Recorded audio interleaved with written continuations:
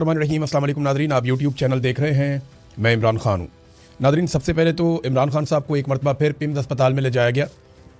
रात गए जैसे कार्रवाई डालते हैं वैसी ही कार्रवाई डाली गई। उन्हें अस्पताल में पहुँचाया गया। उनकी आँख को तीसरी मरतबा इंजेक्शन लगाया गया क्योंकि 4 हफ्ते मुकम्मल हो गए थे और 4 हफ्ते के बाद उनको अस्पताल में लेकर आना था। ये चीज़ें काफ़ी नॉर्मलाइज हो चुकी हैं। इमरान खान साहब की कैद तन्हाई बहुत नॉर्मलाइज हो चुकी है। फैमिली से उनकी मुलाकातें ना करवाना बहुत नॉर्मलाइज हो चुका है। उनकी एक आंख का ज़ाया होना, उसकी खबरों को बाहर निकालना, चीज़ों को नॉर्मलाइज़ किया गया है। उनके डॉक्टरों तक रसाई ना देना, फैमिली को मेडिकल सहूलियात के हवाले से मुतमईन ना करना, ये चीज़ें बहुत नॉर्मलाइज़ कर दी गई हैं। कोई पॉलिटिकल बयान इमरान खान साहब का नहीं आता, उनकी ओपिनियन बाहर नहीं आती, हालांकि वो पाकिस्तान की सबसे बड़ी पॉलिटिकल पार्टी के लीडर हैं। जो सोर्सेज से इन्फॉर्मेशन मिली वो सिर्फ ये है कि इमरान खान साहब काफ़ी हाई स्पिरिट में थे और उनकी बॉडी लैंग्वेज बड़ी पॉजिटिव थी। अब मेडिकल के हवाले से देखें, वहाँ पर बहुत सख्ती है। अब ये इतलात निकालने में चंद दिन लगेंगे तो सूरत सामने आ जाएगी कि इमरान खान साहब की हालत क्या है। इमरान खान साहब ने अपने बेटे से जब बात की तो वहाँ पे उनके बेटे ने एक ट्वीट किया और इमरान खान साहब के अपने अकाउंट से भी ट्वीट किया गया जो उनका स्टेटमेंट है। ले देकर जो इमरान खान साहब ने बयान दिया, मैं उर्दू ट्रांसलेशन आपको उसकी बता देता हूँ। इमरान खान साहब ने एक्चुअली जजों के बारे में कहा कि जो जजेज़ हैं उनको शर्म आनी चाहिए, अपने आप पर उन जजेज़ को शर्म आनी चाहिए। हमने बार बार हम उनके पास गए, अदलिया के पास, लेकिन उन्होंने अपनी रूहों को बेच दिया प्रिविलेजेस के लिए, यानी जो उन्हें मिली हुई है मुराद, उनके लिए इन जजों ने अपना सौदा कर लिया। और इसके बाद उन्होंने कहा कि उन्होंने अपनी इंटेग्रिटी को भी बेच दिया। वो ये जानते हैं कि वो मुझे नहीं तोड़ सकते। ये इमरान खान साहब ने अपने मुखालिफिन के बारे में कहा जो उन्हें तोड़ना चाहते हैं। तो उन्होंने मेरी बीवी के ख़िलाफ़ भी इक़दामात शुरू कर दिए। वो ऐसी गैर इंसानी हरकत बुशरा बीबी के साथ कैसे कर सकते हैं? ये मुझे ब्लैकमेल करने के लिए किया जा रहा है। वो 24 घंटे अकेले में गुजारती हैं, यानी उन्हें कैद तन्हाई में रखा जाता है। बुशरा बीबी के बारे में बता रहे हैं।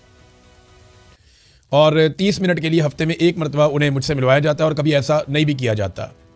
ये गैर इस्लामी है कि ख़वातीन को, बच्चों को और जो बुज़ुर्ग हैं उनको नुकसान पहुँचाया जाए या उनके साथ ऐसा किया जाए। और इनके जो मकासद हैं ना वो बड़े क्लियर हैं और जजेज़ इसके लिए ज़िम्मेदार हैं कि सोसाइटी के अंदर इंसाफ फराहम किया जाए।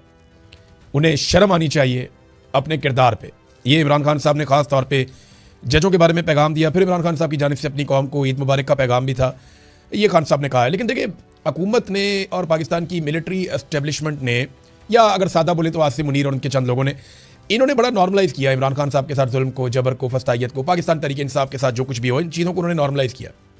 यानी बलूचिस्तान के अंदर दहशतगर्द आते हैं, दंदनाते हैं और पाकिस्तान की सिक्योरिटी फोर्सेज बेबसी का इजहार करती हैं। ना इंटेलिजेंस इदारों को पता चलता है, ना किसी और को कानो कान खबर होती है। इतनी दहशतगर्दी पाकिस्तान में करवाई गई, इतनी दहशतगर्दी करवाई गई कि आलमी इंडेक्स के अंदर पाकिस्तान दुनिया का नंबर 1 मुल्क बन गया जहां पे सबसे ज़्यादा दहशतगर्दी हुई है। अब इतना बड़ा टाइटल लेने के बाद एक पॉलिटिकल पार्टी को रोकने पे पूरा जोर है। जो सिक्योरिटी इदारे बेबस हो जाते हैं दहशतगर्दों के सामने। अब सुहेल अफरीदी साहब ने पशीन में जलसा करने के लिए जाना है तो कोयटा पहुंचना उन्होंने, तो वहां पे कोयटा में और पशीन में धड़ाधड़ सिक्योरिटी फोर्सेज पागल हो गई हैं। छापे पे छापा, कार्रवाई पे कार्रवाई, सड़कें बंद, ब्लॉकेज लगाओ, इसको पकड़ो, उसके घर छापा। दहशतगर्दों के खिलाफ तो इनकी घिघी बंद हो जाती है। हालांकि मोहसिन नकवी कहता है कि एक SHO की मार है। तो पॉलिटिकल पार्टी के पीछे ये हाथ धोके पड़ जाते हैं और दहशतगर्दों के सामने इनका ऐसा लगता है कि बस ही नहीं चलता, इनका कोई जोर ही नहीं चलता। जोर तो इनका आवाम के ऊपर चलता है। अभी देखें, शहबाज शरीफ ने आकर कहा कि मैं पेट्रोलियम मसनूआत की कीमतें नहीं बढ़ाऊंगा। एक दिन के बाद हाई ऑक्टेन की जो कीमत है वो बढ़ा दी, मट्टी के तेल की कीमत बढ़ा दी। अब मट्टी का तेल तो आम आदमी इस्तेमाल करता ना, वो लोग जो लकड़ी के ऊपर मट्टी का तेल डालते हैं फिर उसे आग लगाते हैं, उनको इस्तेमाल करना होता है मट्टी का तेल। अब मट्टी के तेल से गाड़ियाँ तो नहीं चलती ना, वो गरीब आदमी का फ्यूल है। तो वो मट्टी का तेल महंगा कर दिया, 70 रुपये लीटर, मज़ीद महंगा कर दिया। पहले भी महंगा किया था इन्होंने। हाई ऑक्टेन को महंगा कर दिया ये सोच करके, हाई ऑक्टेन जो है वो अमीर लोग इस्तेमाल करते हैं, बड़ा आला किस्म का फ्यूल जो है। तो इसके ऊपर लेवी थी 100 रुपये, उसको बढ़ा के 300 रुपये कर दिया गया। 200 रुपये का इजाफा कर दिया हाई ऑक्टेन पेट्रोल के ऊपर। और अभी भी याद रखिएगा ये 550 रुपये के करीब हो गया हाई ऑक्टेन का 1 लीटर। अब ये हालांकि ये डालते अमीर लोग ही हैं। इसका नतीजा क्या निकलेगा? वो जो शशका करते थे अपनी गाड़ियों में हाई ऑक्टेन डालते थे, वो हाई ऑक्टेन डालना बंद कर देंगे। 70-75% लोग डालना बंद कर देंगे। तो जब वो बिकेगा ही नहीं तो उसमें से ये कमाएंगे क्या? तो वो कहते हैं गंजी नहाएगी क्या, नचोड़ेगी क्या? तो ये वही मामला है इनका। जब वो बिकना ही नहीं है तो उसमें से इन्होंने कमाना क्या है? जितना महंगा इन्होंने कर दिया, लोग दूसरा वाला डालेंगे या मिक्स करके डालेंगे, जैसा कि नॉर्मली लोग करते हैं। पाकिस्तान में पहले भी बचत करते हैं। है वैसे फ्यूल वो अमीर आदमी का है, लेकिन इतना जब आप बढ़ा देंगे ना तो वो भी दूसरे फ्यूल पे आ जाएगा। और अभी आप देखिएगा ये दूसरे फ्यूल की कीमत भी बढ़ाएंगे। ये इतने अच्छे नहीं है कि ये कौम का एहसास करें। जब इन्हें पता चलेगा कि इससे भी पैसा नहीं बन रहा तो ये एक और तरीके से पैसा बनाएंगे। हालात पाकिस्तान के ये हैं कि इस ईद पे जो खरीदारी हुई है, मैं कराची की बात कर रहा हूँ जहाँ सबसे ज़्यादा खरीदारी होती है ईद के मौके पर, वहाँ पे चेयरमैन ऑल कराची ताजर इत्तेहाद जो है, उनके चेयरमैन अतीक मीर, उन्होंने स्टेटमेंट जारी किया, जनाब पिछले साल की निस्बत मजीद 40% कम हो गई खरीदारी। पाकिस्तानियों की कुव्वत खरीद ही ख़त्म कर दी पाकिस्तान की एस्टेब्लिशमेंट ने अपने इन मुलाजमों के साथ मिलकर। आसिम मुनीर साहब ने अपने मुसल्लत किए हुए टोले के साथ मिलकर पाकिस्तानियों की कुव्वत खरीद ही ख़त्म कर दी। हालांकि जब ये आर्मी चीफ बने थे तो उसके बाद इन्होंने दावा किया था 1 साल में मईशत को ठीक कर देंगे। इनका काम नहीं था, ये दावा करना नहीं चाहिए था, लेकिन दावा किया था। आज चौथा साल हो गया इनको, मईशत का सवा सत्यानाश हो गया। सरमायाकारी पाकिस्तान में करने को कोई तैयार नहीं है, लगातार नीचे की तरफ जा रही है। गुर्बत की लकीर से नीचे लोगों की तादाद बढ़ती चली जा रही है। आधा पाकिस्तान गरीब कर दिया, लोग बेरोजगार हो रहे हैं, महंगाई लगातार बढ़ती चली जा रही है, लोगों की कुव्वत खरीद कम हो रही है, लोग चीज़ें ही नहीं खरीद पा रहे। ये इन्होंने हालात कर दिए हैं। अच्छा, अब ना टाउट्स और कुछ जो दिहाड़ीदार तबका है वो अजीबोगरीब किस्म के स्टेटमेंट्स दे रहे हैं। वो कह रहे हैं जी क्योंकि गल्फ ममालिक में पाकिस्तानी काम करते हैं, तो क्योंकि बड़ी तादाद में पाकिस्तानी यहाँ पे गल्फ ममालिक में मौजूद हैं, लिहाजा हमें उनकी बात माननी पड़ेगी, हमें उनके साथ खड़ा होना पड़ेगा, हमें उनके साथ जंग में हिस्सा लेना पड़ेगा। अगर हम ये नहीं करेंगे ना तो हमारे लिए बड़ी मुश्किलात हो जाएंगी, वो पाकिस्तानियों को वापस पाकिस्तान भेज देंगे। खाला जी का वाड़ा है, क्या सिर्फ पाकिस्तानी काम करते हैं गल्फ ममालिक में? मैं बताता हूँ ये कौन सा झूठ है जो आपसे बोल रहे हैं और कौन सी बात है जो आपसे छुपा रहे हैं, और डेटा के साथ बताऊंगा। पहले ले लें सऊदी अरब को। सऊदी अरब में पाकिस्तानी कितने हैं जो काम करते हैं? 26,40,000। 26,40,000 पाकिस्तानी सऊदी अरब में काम करते हैं। बांग्लादेशी कितने हैं? 35 लाख। पाकिस्तानियों से भी 9 लाख ज़्यादा। भारतीय कितने हैं? 26,50,000। पाकिस्तानियों से भी 10,000 ज़्यादा। यानी बांग्लादेशी और भारतीय पाकिस्तानियों से ज़्यादा सऊदी अरब में काम करते हैं। अब आ जाएं आप UAE, यानी दुबई, शारजा, अबू धाबी, रास अल खैमा, यही है ना UAE। यहां पे 15 लाख पाकिस्तानी काम करते हैं। बांग्लादेशी यहां पे भी 10 लाख हैं, बहुत बड़ी तादाद है। और भारतीय यहां पे सबसे ज्यादा हैं, 43,60,000। अब आ जाएं कतर में, तीसरा इंपॉर्टेंट मुल्क यही है ना जहां पाकिस्तानी ज्यादा हैं। तो कतर में 3 लाख पाकिस्तानी हैं, 4,25,000 बांग्लादेशी हैं, वहां पे भी ज्यादा हैं, और 6,91,000 लगभग 7 लाख के करीब इंडियंस हैं। अब सवाल यह पैदा होता है कि हमें ही क्यों कहा जाता है कि आके हमारी लड़ाई लड़ो? बांग्लादेश को यह डर क्यों नहीं है कि उनके लोगों को वापस भिजवा दिया जाएगा अगर उन्होंने गल्फ ममालिक के लिए लड़ाई ना लड़ी? तो भारत को क्यों नहीं कहा जाता कि आपके लोगों को निकाल देंगे अगर आपने अपनी फौज लाकर ईरान को ना मारा? तो हमें क्यों कहा जाता है? सवाल है ना। भारत तो देखें तेल भी ले रहा है ईरान से, बांग्लादेश के भी उन्होंने ऑयल टैंकर्स छोड़े हैं, तो फिर उनके खिलाफ क्यों नहीं होता, हमारे खिलाफ क्यों होता है? तो मैं आपको बताता हूं। भारत जो भी काम करता है ना गल्फ ममालिक के साथ नकद में करता है। पाकिस्तानी जो है ना वो भीख मांगते हैं, हमारे हुक्मरान जो है वो कटोरा लेके पहुंच जाते हैं, हमारे हुक्मरान जो है वो उधार में तेल लेते हैं, हमारे हुक्मरान जो है वो अपनी इंटरनल सियासत में उनकी मुदाखलत करवाते हैं। ये उनके जरिए से अमेरिका से रब्ता करते हैं और उनको पाकिस्तान की सियासत के अंदर बार बार दावत देते हैं और वहां से फायदे उठाते हैं, उनके जरिए से डीलें करके पाकिस्तान से बाहर भागते हैं। तो जब आप किसी को दावत देंगे कि वो आपके घर के अंदर आके आपके घर के मामलात को देखे, तो फिर वो भी आपसे एक्सपेक्ट करेगा कि आप भी उसके मुताबिक चलें। ये हमने खुद दावत दी है अपनी खुद मुख्तारी के ऊपर। हमारे भाई हैं, ब्रदर इस्लामी ममालिक हैं, हमारे सर आंखों पे है, लेकिन ये तरीकाकार नहीं होता इंटरनेशनल रिलेशंस का। बांग्लादेश को वो कुछ नहीं कह रहे, भारत को वो कुछ नहीं कह रहे, अफगानिस्तान को वो कुछ नहीं कह रहे, बाकी ममालिक को नहीं कह रहे। पाकिस्तान की क्यों मंजी ठुक जाती है कि जनाब आप आएंगे नहीं तो आपके बंदे निकाल देंगे? पाकिस्तानी सारे नहीं निकाल देंगे। पाकिस्तानी जो हैं वो बहुत बड़ा रोल प्ले करते हैं दुनिया में, जहां पे भी हैं काम करते हैं। अब मैं ये बातें कर रहा हूं ना, मेरे ऊपर एक और गद्दारी का पर्चा दे देंगे ये। हालांकि मैं आपको एक चीज सुनाता हूं। यहां पे अमेरिकी सहाफी हैं जैक्सन, इन्होंने क्या लिखा, और अमेरिका के अंदर रहते हैं। इन्होंने लिखा कि victory for Iran is a victory for humanity, कि ईरान की जीत इंसानियत की जीत है। ये शख्स अमेरिकी सहाफी अमेरिका में रहता है और इसकी फैमिली भी अमेरिका में रहती है।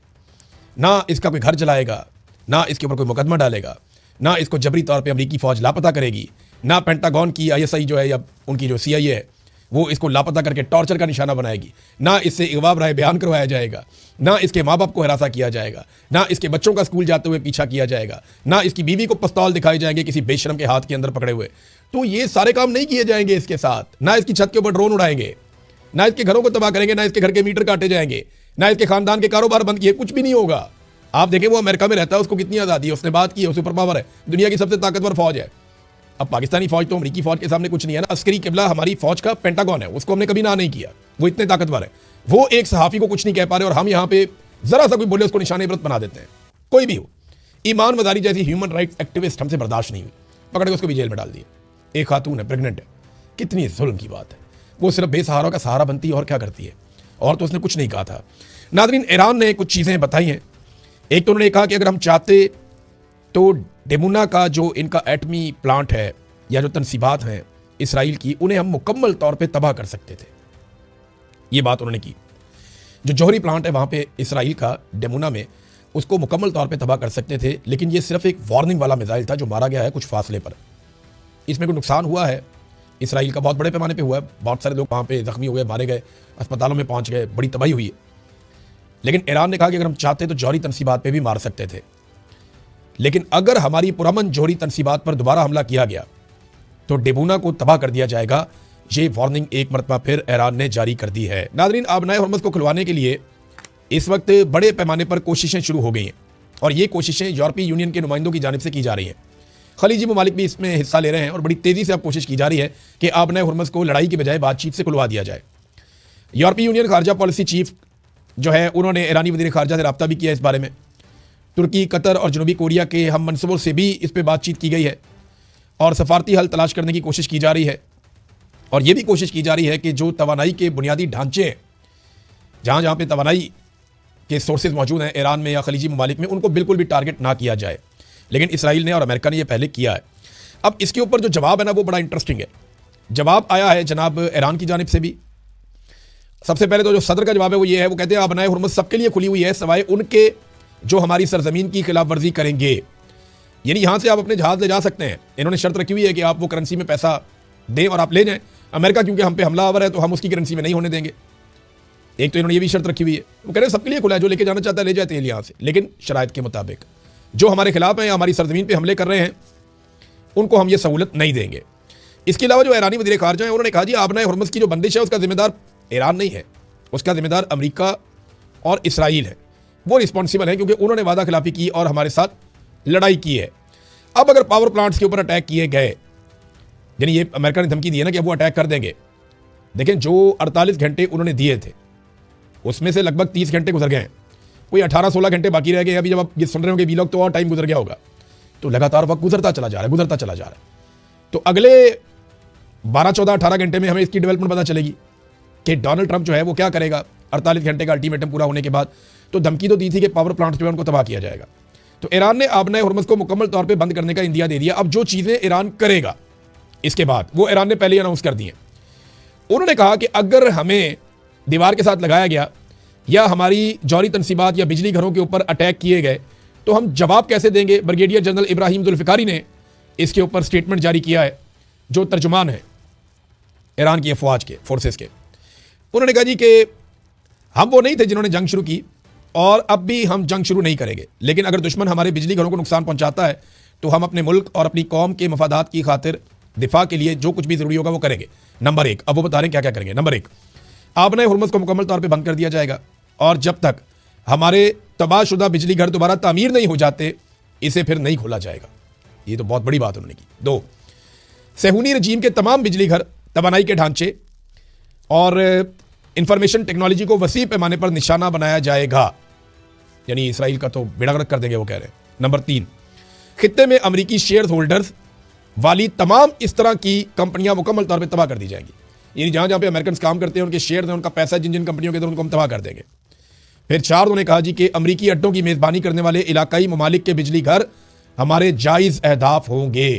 यानी जो ममालिक, जिन ममालिक से अमेरिका अटैक करेगा हमारे ऊपर, उन ममालिक के जो बिजली घर है वो भी हमारा जायज़ हदफ होंगे, उनके ऊपर भी हम अटैक कर सकते हैं। ये जनाब ईरान की जानिब से वार्निंग जारी की गई।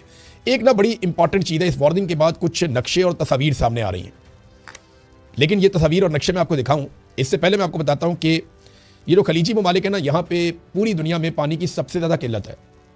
अफ्रीका में भी पानी मौजूद है, यूरोप में भी पानी मौजूद है, अमेरिका में हर बड़े आज़म पे पानी है, लेकिन यहाँ पे बड़ी किल्लत है। बहुत बड़े बड़े सहरा हैं, बहुत कम बारिश होती है, तकरीबन ना होने के बराबर दरिया हैं यहाँ पे। तो इन ममालिक के पास कुदरती मीठे पानी के वसाइल इंतहाई महदूद हैं। तो यहाँ पे क्या किया गया है, डीसैलिनेशन प्लांट्स लगाए गए हैं जिसमें समुद्री पानी को लाखों अफराद के लिए पीने के काबिल बनाया जाता है। ये सऊदी अरब में 70% पीने का पानी जो है वो इसी तरह हासिल किया जाता है। ओमान में, कुवैत में, यूएई में, इन सारी जगहों के ऊपर समंदर के पानी को डीसैलिनेशन प्लांट्स के ज़रिए से करामत बनाया जाता है। अब इनको तबाह किया जा सकता है और इनको नुकसान पहुंचाया जा सकता है ईरान की जानिब से। यह है जनाब बड़ी खबर। अब ये हैकिंग ग्रुप हंसला ने इस खित्ते में इसराइल के पानी और बिजली के इंफ्रास्ट्रक्चर के तमाम नक्शे शाया कर दिए हैं। ये ना सिर्फ इन्होंने नक्शे जारी किए हैं बल्कि इन्होंने ये बताया कि कहाँ कहाँ पे कौन कौन सी साइट्स मौजूद हैं और ईरान ये जानता है कि किसको कैसे कहाँ टारगेट करना है। अब ये एक और जगह पे आप देखें, ये ईरान की जानिब से तस्वीर जारी की गई हैं।